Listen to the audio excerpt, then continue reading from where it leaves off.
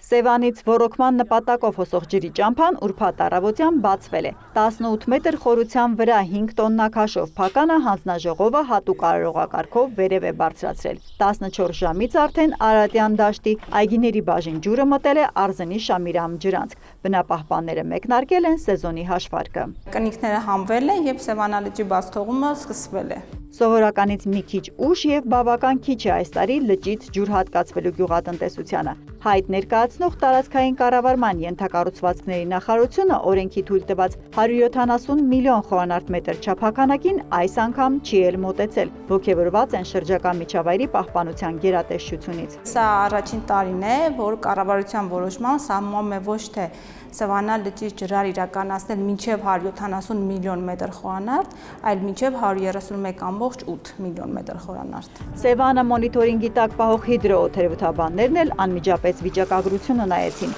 Վերջին 10 տարվա կտրվածքով լճից նախատեսվածից շատ ոռոգում իրականացվել է 2017, 18, 21 եւ 23 թվականներին։ Ռեկորդային ջրար 317 միլիոն խորանարդ մետրից ավելի ունեցել ենք խիստ չորային 2012 թվականին։ Գյուղացիներին ու էներգետիկներին բաշխվող օրենքի թույլատրած 170 միլիոն խորանարդ մետր ծավալից ամենաշատը կարողացել են խնայել նախորդ տարի։ Առատ անձրևների շնորհիվ հիշեցնում է Հայպետհիդրոմետի ղեկավարը։ Նվազագույն տարին դա 2024 թվականն էր, երբ լճից ջրարն իրականացվեց 131.38 միլիոն։ Այս տարի, այո, առաջին անգամ է, որ այդ թվականակը ֆիքսվեց։ Մոտավոր այդ թիվն է այժմ նշված ընթացիկ տարվա ջրբաց թողնման համար։ Հանկարծ եթե ամառը երաշտային սակավաջուր լինի եւ պահանջարկի խնդիր առաջանա, 38 միլիոնի ծավալ դեռ կա, որ հասնի ջրառի սահմանային թվին, այնպես որ Սևանից լրացուցիչ ջուր վերցնելու մասին խոսք լինել անգամ չի կարող։ Մամուլի թյուրընկալումը փարատում հերքում են գործընթացի պատասխանատուները։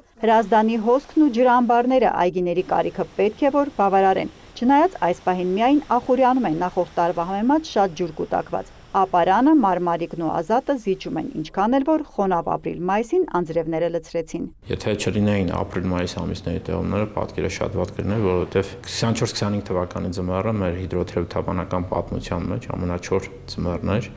Հունվար ամսին մենք ունեցանք տևումների քանակը նորմայի 18%, այսինքն գրեթե 10 անգամ պակաս նորմայից։